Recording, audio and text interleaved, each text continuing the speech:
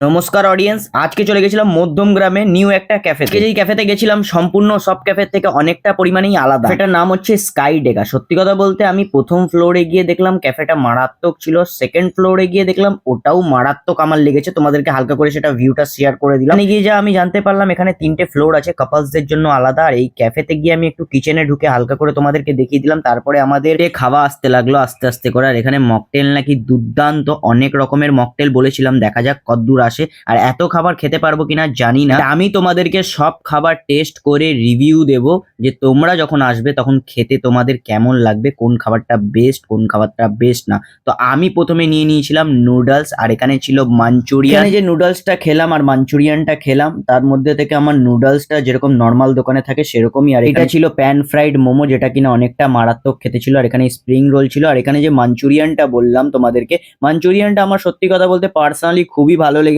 যেহেতু মাঞ্চুরিয়ানটা টক ঝাল মিষ্টি পুরো ব্যাপারটা মিলিয়ে মিশিয়ে ছিল। আর এখানে অনেক রকমের মকটেল ছিল, ফ্রাইড রাইস ছিল, অনেক খাবার ছিল। খাবার টেস্ট করে যা বুঝতে পারলাম, তোমরা এখানে মোটামুটি আসতেই পারো নিজ মানুষকে নিয়ে টাইম স্পেন্ড করার জন্য। যদি বলো আমার কেমন লেগেছে, মোটামুটি ঠিকঠাক লেগেছে। আর এখানে মকটেলটা আমার সব থেকে বেশি মারাত্মক লেগেছে। কোন আইটেমটা ভালো লেগেছে সেটা অবশ্যই কমেন্ট করুন।